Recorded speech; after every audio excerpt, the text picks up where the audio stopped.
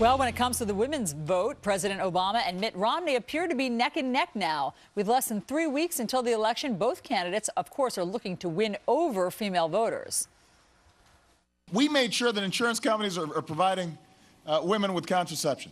He supported legislation that would turn those decisions over to a woman's employer. This president has failed America's women. They've suffered in terms of getting jobs. They've suffered in terms of falling into poverty. That's what the women of America are concerned about, and the answers are coming from us and not from Barack Obama. So as the candidates enter the home stretch, what do women voters want? And what can each candidate do to secure their vote? Here to weigh in, Fox News contributor Angela McGlowan and Democratic strategist Tara Dowdell. Ladies, thanks so much for being here. Thank you for having us. Angela, let me start with you. Yes. What do women want? What do women want? Well, we're not a monolithic group, and we just don't care about reproductive rights and if the government's going to pay for our birth control. Really, what we care about is the economy, jobs, the future of our children, and yes, health care. And I think that Mitt Romney is the candidate that has actually articulated what he's going to do to create a better America for us. Tara, let me show you a couple of interesting polls, new Fox News polls out of all important swing states. This one in Florida.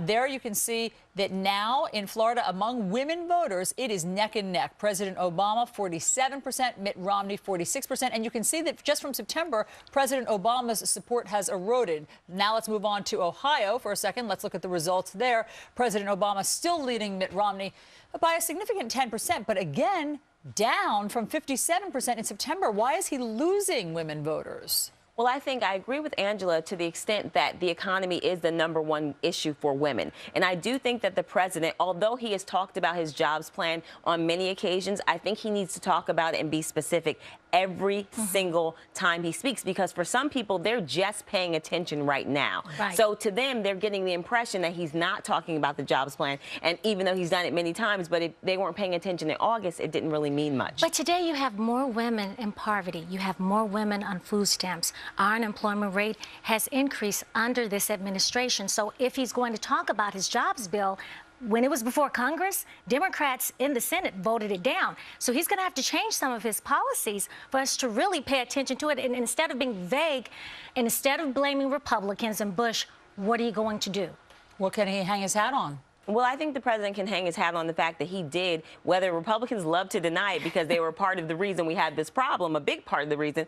The president inherited a huge mess. Yes. And he has created over 5.2 million private sector jobs. In a last jobs report, it showed that women made significant gains in the job market. In particular, African-American women made gains in the job market. So I think that what the president needs to do, again, is to be specific. And Mitt Romney's not being specific because what he wants to do, trickle-down economics, hasn't worked for people. It didn't work when we cut taxes under Bush in 01 and 03. When he was governor, he balanced the budget every year that he was governor. 47. And Massachusetts was 47th in job creation. If you look at, but in a let's good economy. Let's look at the state as commander-in-chief. Still, he balanced the budget. He on the backs of the middle class. He actually promoted more women in his cabinet and in his administration. Yes, he was recognized. He was #1. 25% in the last 2 years of Mitt Romney's administration as governor. Only 25% of his senior level appointments were women. You and I both know how government works. We have a job, we graduate, we move on, we take that experience.